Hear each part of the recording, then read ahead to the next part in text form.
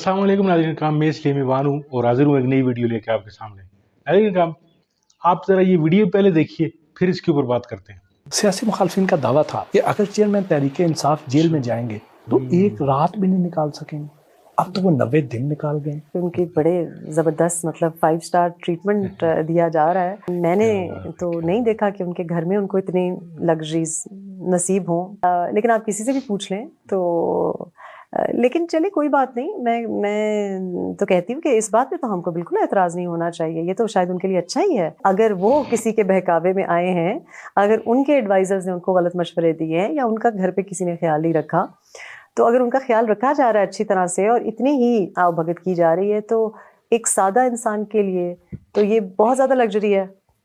जो इंसान सादगी से ज़िंदगी गुजार रहा था उसके लिए तो ये काफ़ी कुछ है। तो उनको तो अच्छा मतलब क्या चाहिए। आपने अपनी किताब में अपनी अज़दवाजी ज़िंदगी के बारे में बहुत से इंकशाफात किए, लेकिन दूसरी जानिब से कोई जवाब नहीं आया। देखिए जी, अगर मैं बहुत बड़ी सियासी जमात की लीडर होती और मैं ऐसी सियासी जमात की लीडर होती जहाँ तमाम एंकर्स, क्रिकेटर्स, एक्टर्स, सिंगर्स और सोशल मीडिया, मतलब मेरी ये पावर होती, तो मुझे क्या ज़रूरत थी कि मैं टीवी पे बैठ के 9 साल बाद भी खुद जवाब दे रही होती। मैं भी किसी को फ़ोन करती और कहती इसको टीवी पे नहीं आने देना, इसका शो बंद कर देना, इसको ये सवाल करना। तो मेरे पास भी खुद ना वो सोशल मीडिया टीम्स थी, ना उस किस्म का सपोर्ट सिस्टम था, ना कोई सियासी पार्टी थी।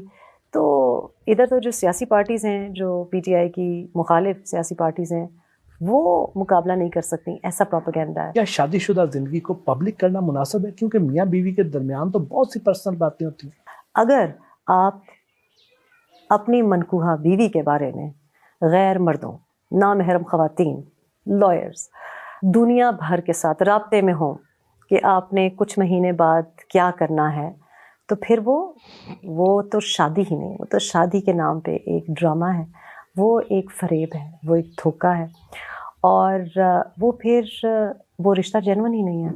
और आप क्यों ऐसी हरकत करें? देखिए, रोज़ लोगों के रोज़ ब्रेकअप्स होते हैं, लोगों की रोज़ शादियां टूटती हैं, लेकिन जब उस शादी का फॉर एग्ज़ाम्पल आपका किसी से ज़ाती रिश्ता हो, प्राइवेट वो हो, तो एब्सोल्युटली ब्रेकअप के बाद भी शायद उसकी बात नहीं करनी चाहिए। लेकिन जब एक ऐसे इंसान के बारे में आपको कुछ ऐसा पता हो जिसकी दिमागी तवाज़न की वजह से या सोच की वजह से 24 करोड़ अवाम के अलावा पूरा खिता अफेक्ट हो रहा हो, तो मेरा ख्याल है वो फिर आपको डिसाइड करना पड़ता है। Then silence is betrayal. शादी से पहले चेयरमैन तहरीक इंसाफ के बारे में आपका जो इमेज था और अलहदगी के बाद उसमें क्या तब्दीली आई? पहले क्या सोचा था, क्या निकला, क्या पाया? अच्छा, द इंटरेस्टिंग थिंग इज के मेरा वही इमेज था कि जो बहुत से लोगों का है, जो आजकल भी लोग सोच रहे हैं। देखिए, एक होता है आपने मकबूलियत की बात की, एक होता है कि आपको लगता है ये बंदा बहुत ज़बरदस्त है, बस इसी को वोट देना है। एक होता है कि किसी दूसरे की नफरत में आप किसी को सपोर्ट करते हैं। क्योंकि प्रोपेगेंडा ये है कि अच्छा ठीक तो नहीं है, हाँ इतना समझदार भी नहीं है, फजूल बात भी कर जाता है, लेकिन बाकी सारे चोर डाकू हैं। ये सोच होती है एक ओवरसीज़ पाकिस्तानी की, ये सोच होती है एक पीटीआई के वोटर की। ये मेरी सोच थी। मेरी जब आई डिडंट थिंक कि वो कोई ख़ास ब्राइट है, मुझे लग नहीं रहा था कि कोई ख़ास स्टेट्समैनशिप प्रॉपर्टीज़ हैं, लेकिन मुझे लगा नहीं सादा तो है, तो हम संभाल लेंगे, हम कुछ बता देंगे कि ये कपड़े पहने हैं, ये ऐसे, वो ये सादा तो है, करप्ट तो नहीं है। यही बात होती है, दूर से हमको ये लगता है।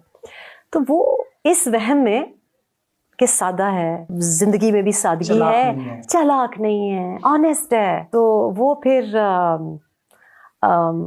फिर मुझे पता चला कि ये हमारी सादगी है कि हम समझ ही नहीं सके। एंड आई थिंक कि सादा बिल्कुल नहीं है, बहुत ज़्यादा शातिर हैं, बहुत ज़्यादा समझते हैं अपना जो मतलब है वो पूरा करना। लोगों को बड़ी जल्दी पहचान जाते हैं, टाइम नहीं वेस्ट करते फजूल। जिससे काम होता है बस उसी से काम रखते हैं, किससे क्या काम निकाला जा सकता है, और ये एक क्वालिटी है। ओन चौधरी ने आप पर इल्ज़ाम लगाया कि आपने फिल्म बनाने के लिए अलीम खान साहब से पैसे मांगे थे। अब जाके उनसे इंटरव्यू करके पूछे ना, तो अब तो ओन चौधरी साहब भी मेरे ख्याल से सिराते मुस्तकीम पे आ ही गए हैं। अब उनसे जाके पूछें, फिर वो आपको मुख्तलिफ जवाब देंगे। देखिए, मैं فیصل واڈا کے بارے میں بہت لوگ ٹی وی پہ بات کرتے ہیں اور لوگوں کی ایک پرسیپشن بھی ہے. میں ان کے جو سیاست کا سٹائل ہے یا جو بولنے کا انداز ہے یا جس طرح سے بھی ان کی ایک وہ اس کے بارے میں تو میں زیادہ نہیں کامنٹ کرنا چاہتی. لیکن مجھے بڑا افسوس ہوا کہ طلاق کے بعد بہت سے لوگوں کو حقیقت پتہ تھی. اور انسان کا جو کردار ہے کیریکٹر تب پتہ چلتا ہے جب آپ سچ بولنے کی ہمت رکھیں. اور بڑی باتیں کی گئیں فلم کے بارے میں, عجیب عجیب باتیں کی گئیں جی. 17 کروڑ یہاں سے لیے, 5 کروڑ یہاں سے لیے, 7 کروڑ وہاں سے لیے.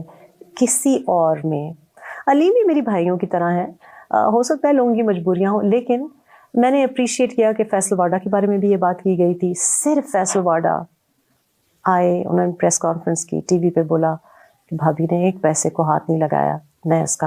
اور ان کو ضرورت نہیں تھی یہ کہنے کی, وہ بھی چپ ہو جاتے ہیں باقیوں کی طرح, لیکن وہ بولا. اور یہ میں ہمیشہ یہ بات یاد رکھوں گی کیونکہ الحمدللہ میں نے جانان فلم جب بنائی تو جو فلم بنائی وہ میں نے کسی ینگ لڑکے کے کو فلم میکر بنانے کے لیے, اس کے کریئر کے لیے کیا.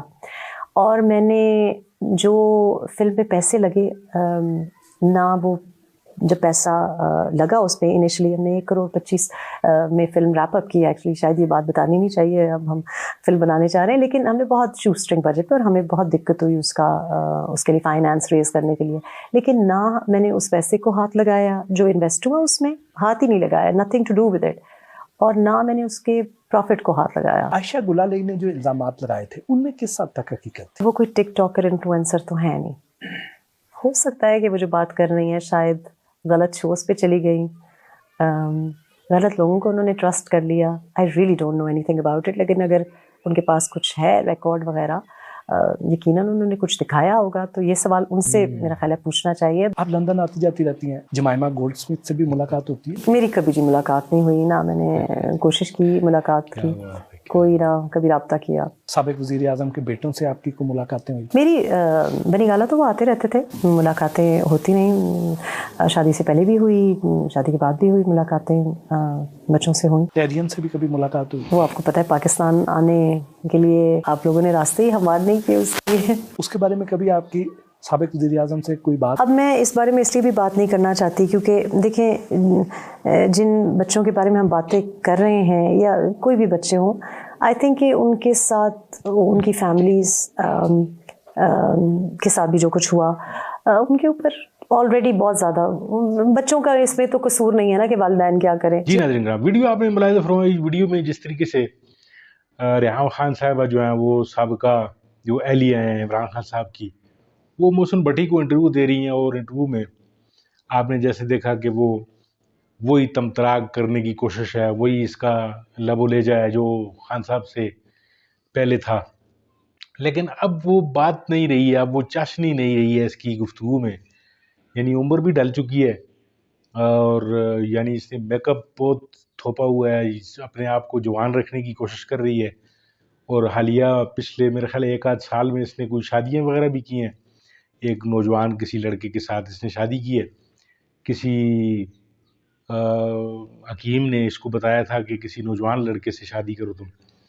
تو کہنے کا مقصد یہ ہے کہ اس نے بہت سارے جو ٹوٹکے آزما کے تو اپنے آپ کو جوان رکھنے کی کوشش کر رہی ہے. لیکن وہ کس طرح وہ شاعر کہتا ہے کہ صدا نہ باغی بلبل بولے اور صدا نہ باغ باراں.